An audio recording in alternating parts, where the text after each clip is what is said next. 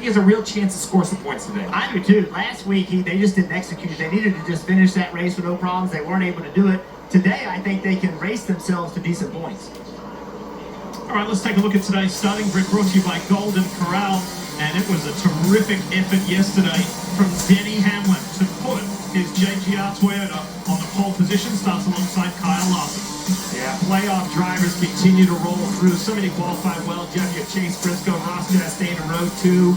Ryan Blaney, William Byron in row 3. More playoff drivers make up row 4 with Tyler Reddick starting next to Christopher Bell. Yeah, the guy not in the playoffs in row 5. Dane Smith did a really good job. Chris Buescher. All those guys are trying to have good end of the season. Josh Berry, after that first lap wreck last week, needs a good finish.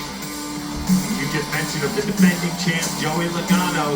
He needs those points. We're starting outside the top 10 in row 7 next to Bubba Wallace. These early laps will be crucial to have a good run. Austin Dillon, that Richmond winner, starts there in row 8. As we continue to roll through the starting grid, how about this one, Jeff? We always talk about the playing field, okay?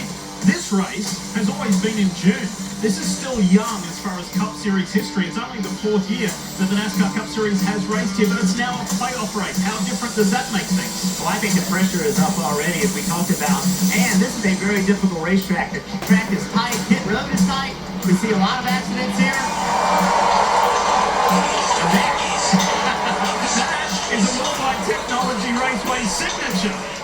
And it usually takes people by surprise. Stevie, that's the first time you've seen it. It's the first time I've seen it. First time I felt it. We're all the way over here on the front stretch, and you can feel it shake the booth. That's no joke. Like, the booth literally shook when those things erupted. Hey, every racetrack has their signature move or signature corner or special iconic thing to do. That's what happens here in St. Louis. We have got enough time to check in on pit road before we go racing. We kick things off with Dylan Welsh. Good afternoon, Dylan. Hey, Jeff. Well, Hendrick Motorsports has historically struggled here in St. Louis, but there's some reasons for optimism they could turn that around today. Kyle Larson tire test here in June and some serious conversations this week post-Darlington have William Byron in the 24 team in Camp Optimism this week with a better direction for what they need to go fast here. On their long run in practice yesterday, William did some trial and error, some self-medicating, found what worked for their race car. They have it in a window today, Kim, where they think they can contend up front all day. Well, Dylan, yesterday was a big win for the number 1 of Ross Chastain. One of their goals has been to get better on Saturdays, to unload better, have better migration direction, show speed in qualifying. They did all of those things, qualifying in the 4th position, and that starting track position is key for another one of their goals. They want to earn max points here today, with that first stage being only a short, quick 45 laps. They've all but guaranteed themselves solid stage points if they can maintain that starting position, Marty. Kim Denny Hamlin has started the playoffs off with back-to-back pole positions at Darlington, now here at Worldwide Technology Raceway. And at plus 43, talking to Chris Gale, his crew chief, this morning, he said, listen, we're in a very good position. Yes, we would love to be able to go win this race, but if we get a base hit today and go to Darlington or go to Bristol plus 50 above the cut line, that's what we need because we want to go next week and race for the win.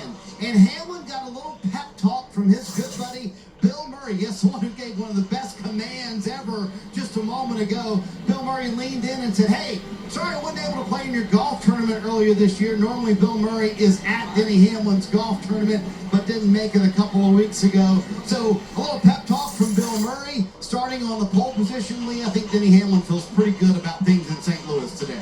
Doesn't get any better, does it? And Denny has started these playoffs in the best possible way. Pole last weekend in Darlington, pole here yesterday. Very exciting qualifying session. It didn't go right for the 11 team last week in the pits, but they staged a tremendous comeback, and Steve, that helped them in the scope of things, considering where the other playoff drivers finished. So if everything can go to plan for the 11, it could be a good day for Hamlin. You see the drivers trying pit road speed. They use that access road both in and off. We'll take a look at the race analysis. 240 laps, 300 miles. That stage 1 is really a sprint. 45 laps, 95 laps stage 2, 100 laps stage 3. The fuel window around 75 laps. Pit road speed 40 miles per hour. We will say this multiple times. The second narrowest pit road only to Indianapolis, only 25 feet wide. You see right there just how little room there are for these cars between the pit boxes and that outer wall.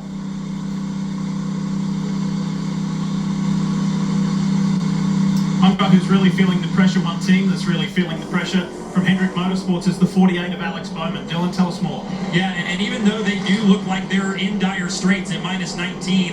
It doesn't necessarily feel that way. Spoke with Blake Harris, the crew chief, earlier today, and their goal is just to get out of here in less of a hole than they're in currently. They really feel confident about what they've got at Bristol next week. If they can just minimize some damage and some losses here and go to Bristol next week, they fully expect to be able to finish in the top 5 in the stages and be up front at the end. Force others into a mistake there or capitalize on others' misfortune if they can, Kim.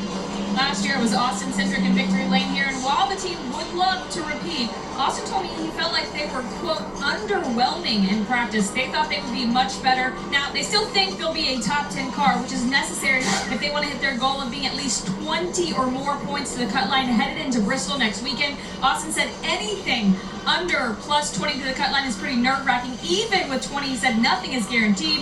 They come into this race, Marty, plus 12. Kim, if there's one driver ready to get this race green today, it is Ryan Blaney, so he can erase the St. Louis memories from 2024.